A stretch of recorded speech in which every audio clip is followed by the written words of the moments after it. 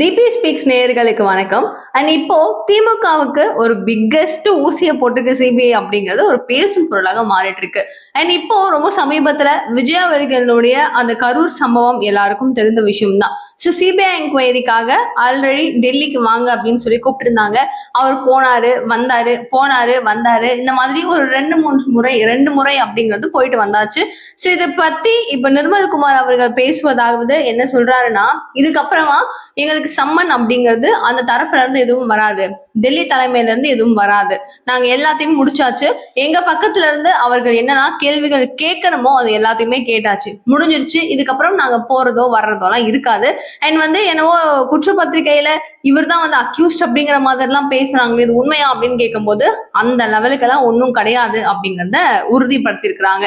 So இப்ப இந்த டெல்லி அப்படின்னு சொல்லும் போதும், சிபிஐ என்கொயரிஸ் அப்படிங்கும் போதும், கரூர் இஷ்யூஸ் அப்படிங்கும் போதும் முக்கியமா ஞாபகம் வர்ற ஒரு விஷயம் என்னவாக இருக்கு, இப்போ கரூர்ல இந்த ஸ்டாம்பேட்ல செந்தில் பாலாஜி அவர்களுடைய பெயர் தட்டுப்படாமல் இருக்கா அப்படின்னு கேட்டீங்கன்னா கிடையவே கிடையாது.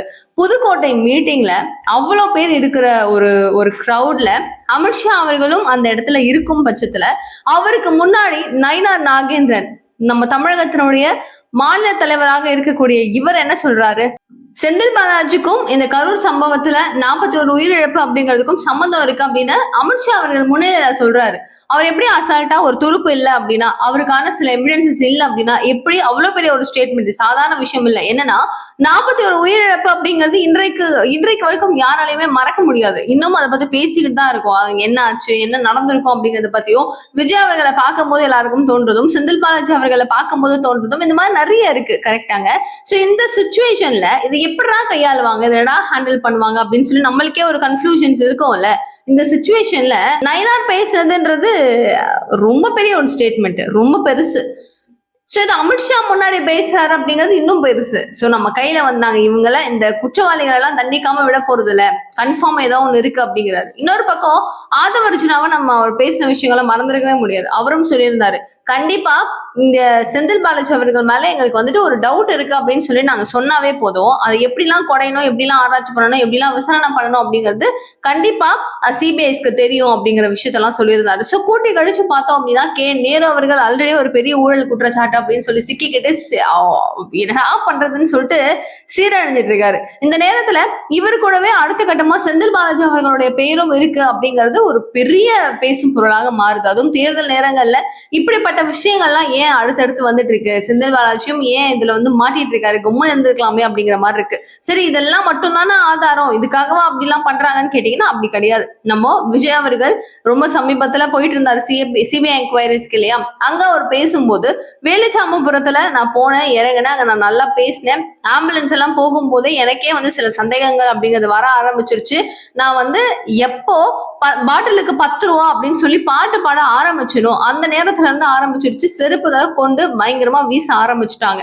இங்க இருந்து அங்க தூக்கி போடுறது, அங்க இருந்து இங்க தூக்கி போடுறது, மாத்தி மாத்தி இந்த செயல்பாடுகள் அப்படிங்கிறது இருந்துச்சு. நான் அப்பவே சுதாரிச்சுக்கிட்டேன், ஓகே என்னவோ நடக்குது அப்படிங்கிறது.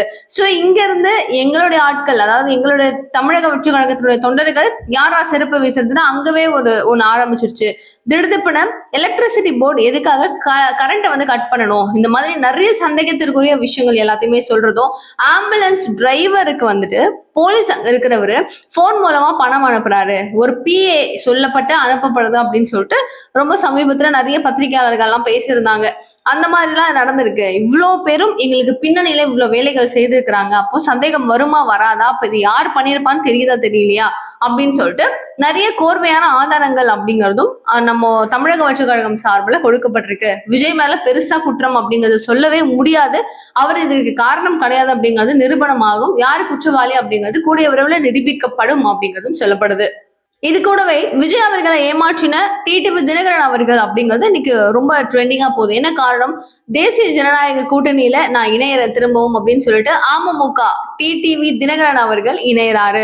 அவருடைய கட்சி இணைது கூட்டணியா, இதுக்கு முன்னாடி அவங்க கூட தான் இருந்தாங்க. சமீபத்துல ஓபிஎஸ் தனிச்சு விட்டுட்டாங்க. ஓபிஎஸ் அவர்கிட்ட பேசுறது இல்ல, அவர் ஒன்றிணைந்த அதிமுகவா மாத்தணும், எல்லாரும் மறுபடியும் அதிமுகக்குள்ளே இணையணும், எல்லாரும் சேர்ந்து இருந்தாதான் பலம் அப்படின்னு சொல்லிட்டு பயங்கரமா இவர் பேசினாரு, சப்போர்ட் பண்ணாரு, டைம் சொன்னாரு, என்னென்னவோ நடந்துச்சு.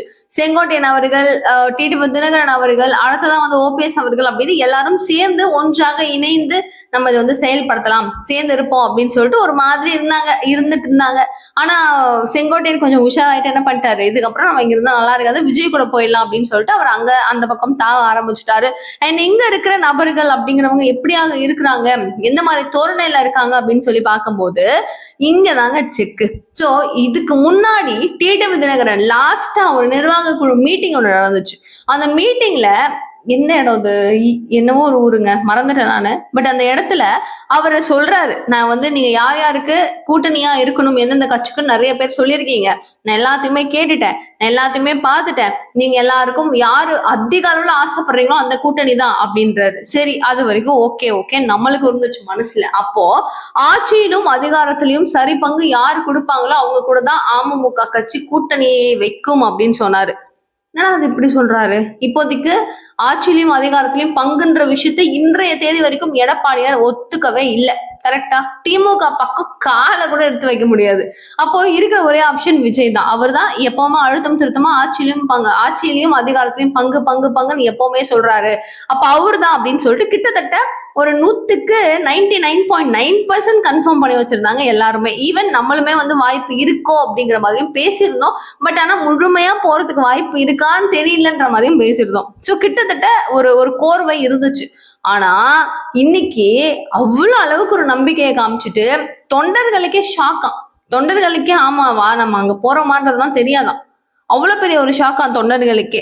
எல்லாரும் நினைச்சிட்டு இருந்து டிடிவி தினகரன் கன்ஃபார்மா விஜய் அவர்கள் கூட தான் போவாரு. ஏன்னா செங்கோட்டையன் இருக்காரு, அவர் கூட நிறைய பேர் முக்கிய தலைகள் இணைய இருக்கிறாங்க அப்படின்னு சொன்னார் இல்லையா அவர் ஒரு வார்த்தை. சோ இவரெல்லாம் உள்ள வருவாரு, ஒரு பெரிய பலமாக மாறும் அப்படின்னு சொல்லி எதிர்பார்க்கப்பட்டுச்சு. ஆனா முற்றிலும் மாறுபட்ட கோணத்துல மாறி இருக்கு அப்படிங்கிறது எக்ஸ்பெக்டே பண்ண முடியலாம். பாத்துக்கோங்களேன், என்னடா இப்படி ஆயிடுச்சு அப்படிங்கிற மாதிரி ஆயிடுச்சு இப்போதைக்கு கள நிலவரம். சோ விஜய் அவர்களை ஏமாத்திட்டாரு டிடிவி அப்படிங்கிறது நீங்க பயங்கரமா பேசும் பொருளா இருக்கு. நீங்க என்ன நினைக்கிறீங்க, உங்களுடைய பார்வை என்ன அப்படிங்கறத மறக்காம கமெண்ட் பாக்ஸ்ல சொல்லுங்க. நிறைய விஷயங்கள் பேசலாம்.